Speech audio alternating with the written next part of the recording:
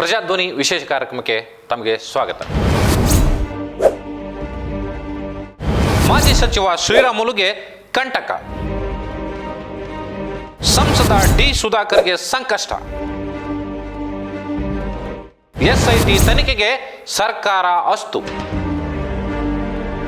BJP ನಾಯಕರಲ್ಲಿ ಶುರುವಾಯಿತು ಢವಢವ, ಆರೋಗ್ಯ ಇಲಾಖೆಯಲ್ಲಿ ಕೋಟಿ ಕೋಟಿ ಲೂಟಿ. ಶ್ರೀರಾಮುಲು ಡಿ ಸುಧಾಕರ್ಗೆ ಸಂಕಷ್ಟ ವಿಶೇಷ ಕಾರ್ಯಕ್ರಮಕ್ಕೆ ತಮಗೆಲ್ಲರಿಗೆ ಸ್ವಾಗತ. ರಾಜ್ಯ ಸರ್ಕಾರ ಕಳೆದ ಬಾರಿ ಅಂದರೆ ಬಿಜೆಪಿ ಸರ್ಕಾರದಲ್ಲಿದ್ದಂತಹ ಸಂದರ್ಭದಲ್ಲಿ ಕೋವಿಡ್ ಏನು ಬಂತು, ಆ ಕೋವಿಡ್ ಸಮಯದಲ್ಲಿ 100 ಕೋಟಿ ರೂಪಾಯಿ ಭ್ರಷ್ಟಾಚಾರ ಆಗಿದೆ ಅಂತ ಹೇಳಿ ಈಗ ರಾಜ್ಯ ಸರ್ಕಾರ ಹೇಳ್ತಾ ಇದೆ. ಸೊ ಅದೇ ವಿಚಾರಕ್ಕೆ ಸಂಬಂಧಪಟ್ಟ ಹಾಗೆ ಈಗಾಗಲೇ ನ್ಯಾಯಮೂರ್ತಿ ಮೈಕಲ್ ಡಿ ಕುನ್ನಾ ಅವರ ನೇತೃತ್ವದಲ್ಲಿ ಒಂದು ಆಯೋಗವನ್ನು ರಚನೆ ಮಾಡಿತ್ತು. ಆಯೋಗ ಈಗ ವರದಿಯನ್ನು ಕೂಡ ಕೊಟ್ಟಿದೆ. ಆ ವರದಿಯಲ್ಲಿ ಮಾಜಿ ಸಿಎಂ BS ಯಡಿಯೂರಪ್ಪ, ಆಗಿನ ಕಾಲದಲ್ಲಿ ಸಚಿವರಾದಂತಹ ಬಿ ಶ್ರೀರಾಮುಲು, ಡಿ ಸುಧಾಕರ್, ಹಾಗೆ ವೈದ್ಯರಾದಂತಹ ಡಾಕ್ಟರ್ ಮಂಜುನಾಥ್ ಅಂದರೆ ಈಗಿನ ಸಂಸದರಾದಂತಹ ಮಂಜುನಾಥ್ ಅವರಿಗೆ ಬಹಳ ದೊಡ್ಡ ಸಂಕಷ್ಟ ಎದುರಾಗಿದೆ. ಸೊ ಇವರೆಲ್ಲರ ಹೆಸರನ್ನ ಆ ವರದಿಯಲ್ಲಿ ಉಲ್ಲೇಖಿಸಲಾಗಿದೆ. ನ್ಯಾಯಮೂರ್ತಿ ಮೈಕಲ್ ಡಿ ಕುನ್ನಾ ಅವರು ಈಗಾಗಲೇ ರಾಜ್ಯ ಸರ್ಕಾರಕ್ಕೆ ವರದಿಯನ್ನು ಕೊಟ್ಟಾಗಿದೆ. ಬಿಜೆಪಿ ಸರ್ಕಾರದಲ್ಲಿ ಏನೆಲ್ಲ ಭ್ರಷ್ಟಾಚಾರ ಆಗಿದೆ, ಕೋವಿಡ್ ಸಮಯದಲ್ಲಿ ಇಡೀ ರಾಜ್ಯದ ಜನ ಸಂಕಷ್ಟದಲ್ಲಿದ್ದಂಥ ಸಂದರ್ಭದಲ್ಲಿ ರಾಜ್ಯ ಸರ್ಕಾರ ಜನರ ಹಣವನ್ನು ದುರ್ಬಳಕೆ ಮಾಡಿಕೊಂಡಿರ್ತಕ್ಕಂಥದ್ದು ಒಂದು ಭಾಗ ಆದರೆ, ಅಧಿಕಾರವನ್ನು ಕೂಡ ದುರ್ಬಳಕೆ ಮಾಡಿಕೊಂಡು ಹೆಣಗಳ ಮೇಲೆ ಹಣ ಮಾಡಿದೆ ಈ ಬಿಜೆಪಿ ಸರ್ಕಾರ ಅನ್ನುವಂಥದ್ದನ್ನು ವರದಿಯಲ್ಲಿ ಉಲ್ಲೇಖಿಸಲಾಗಿದೆ.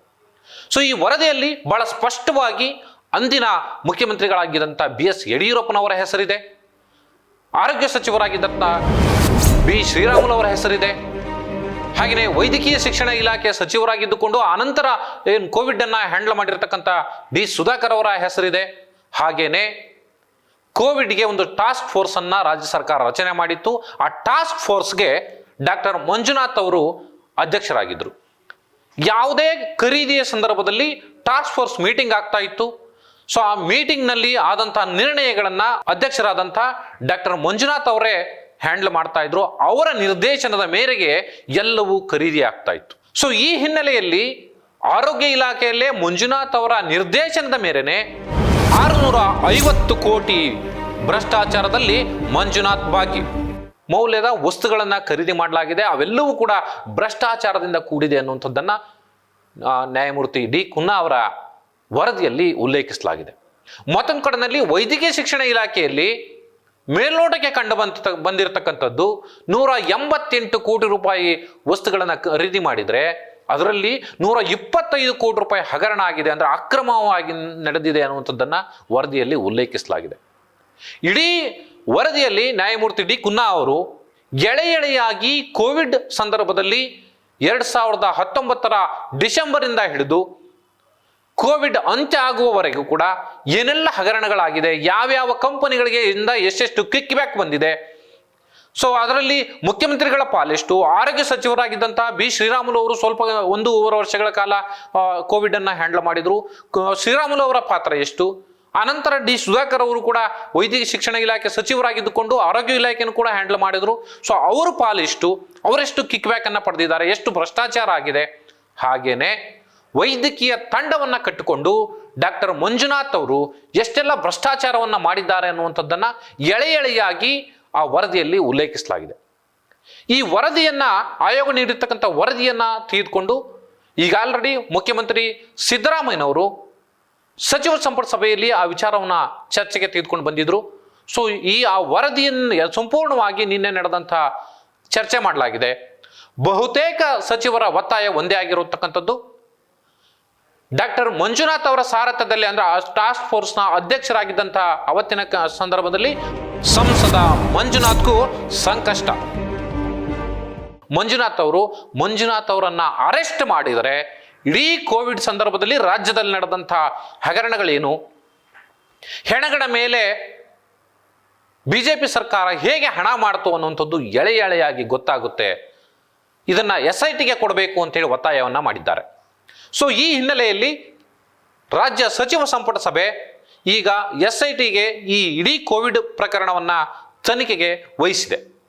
ಸಚಿವ ಸಂಪುಟ ಸಭೆಯಲ್ಲಿ ಈಗಾಗಲೇ ಒಪ್ಪಿಗೆಯನ್ನು ಕೂಡ ನೀಡಲಾಗಿದೆ. ಸೊ ಆ ಹಿನ್ನೆಲೆಯಲ್ಲಿ SITಗೆ ಈ ಪ್ರಕರಣವನ್ನು ವರ್ಗಾಯಿಸಲಾಗ್ತಾ ಇದೆ. ವೈದ್ಯಕೀಯ ಶಿಕ್ಷಣ ಇಲಾಖೆಯಲ್ಲೂ ಭಾರಿ ಭ್ರಷ್ಟಾಚಾರ. ಪೂರೈಸಿದ್ದು ಲೋ ಎಂಡ್, ಬಿಲ್ ಮಾತ್ರ ಹೈ ಎಂಡ್. ನ್ಯಾಯಮೂರ್ತಿ ಮೈಕಲ್ ಡಿ ಕುನ್ನಾ ಆಯೋಗದ ಶಿಫಾರಸಿನಲ್ಲೂ ಮಂಜುನಾಥ್ ಹೆಸರು. SIT ಎಳೆಯಾಗಿ ತನಿಖೆ ಮಾಡಿದ್ದೇ ಆದರೆ ಮೊದಲು ಅರೆಸ್ಟ್ ಆಗೋದೇ ಡಾಕ್ಟರ್ ಡಿ ಮಂಜುನಾಥ್ ಅವರು. ಎಳೆಯಾಗಿ ತನಿಖೆ ನಡೆಸಿದ್ದೇ ಆದರೆ ಮೊದಲು ಅರೆಸ್ಟ್ ಆಗೋದೇ ಡಾಕ್ಟರ್ ಮಂಜುನಾಥ್ ಅವರು. ಮಂಜುನಾಥ್ ಅವರು ಈಗ ಆಲ್ರೆಡಿ ಸಂಸದರಾಗಿ ಆಯ್ಕೆಯಾಗಿದ್ದಾರೆ, ಜನಪ್ರತಿನಿಧಿಯಾಗಿದ್ದಾರೆ. ಆದರೆ ಎಲ್ಲೋ ಒಂದು ಕಡೆಗೆ ನಿನ್ನೆ ನಡೆದಂಥ ಸಚಿವ ಸಂಪುಟ ಸಭೆಯಲ್ಲಿ ಸಚಿವರುಗಳು ಆಡ್ತಾ ಇರುವಂತಹ ಮಾತನ್ನ ಗಮನಿಸಿದರೆ ಬೇಕಂತಲೇ ಬಿಜೆಪಿ ಸರ್ಕಾರದಲ್ಲಿ ಎಷ್ಟೆಲ್ಲ ಹಗರಣಗಳಿಗೆ ದಾರಿ ಮಾಡಿಕೊಟ್ಟಿದ್ದೆ ಮಂಜುನಾಥ್ ಅವರು.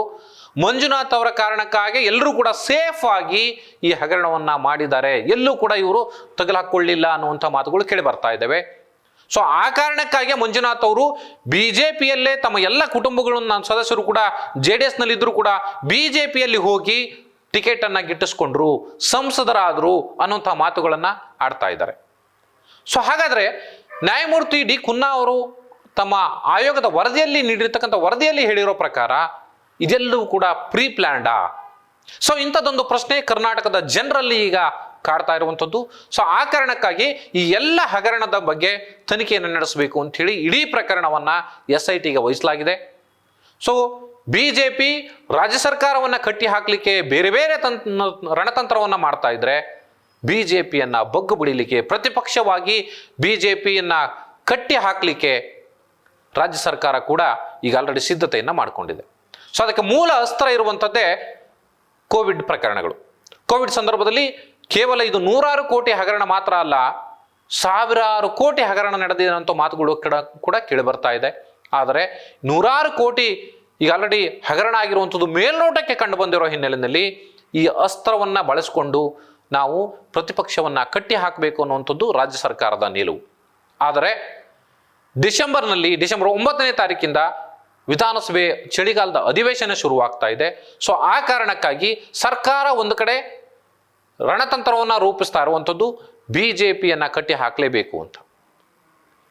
ಅನಗತ್ಯವಾಗಿ ಬೇರೆ ಬೇರೆ ವಿಚಾರಗಳನ್ನ ಎತ್ಕೊಂಡು ಸರ್ಕಾರವನ್ನ ಮಣಿಸ್ಲಿಕ್ಕೆ ಅಥವಾ ಸರ್ಕಾರವನ್ನ ಕಿತ್ತೊಗಿಲಿಕ್ಕೆ ಬಿಜೆಪಿ ರಣತಂತ್ರವನ್ನ ಮಾಡ್ತಾ ಇದೆ. ಅದಕ್ಕೆ ಪ್ರತಿತಂತ್ರವಾಗಿ ಈಗ ಆಲ್ರೆಡಿ ಕೋವಿಡ್ ಅನ್ನ ಬಳಸ್ಕೊಳ್ಳಿಕ್ಕೆ ಸರ್ಕಾರ ಕೂಡ ಮುಂದಾಗಿದೆ. ಆದರೆ ಒಂದು ವಿಚಾರ ಇಲ್ಲಿ ಸ್ಪಷ್ಟ, ಯಾಕೆಂದ್ರೆ ಕೋವಿಡ್ ಸಂದರ್ಭದಲ್ಲಿ ಜನರ ಭಯಭೀತಿಯನ್ನ, ಜನರ ಅಸಹಾಯಕತೆಯನ್ನ, ಜನರ ಆ ತುಡಿತದ ಅಂದ್ರೆ ಏನು ಸಾವು ಬದುಕಿನ ನಡುವಿನ ಆ ಹೋರಾಟದ ಸ್ಥಿತಿಗತಿಗಳನ್ನ ತಮ್ಮ ಸ್ವಾರ್ಥಕ್ಕೆ ಬಳಸಿಕೊಂಡು ಅಂದಿನ ಸರ್ಕಾರ ಕೆಲಸ ಮಾಡಿದೆ.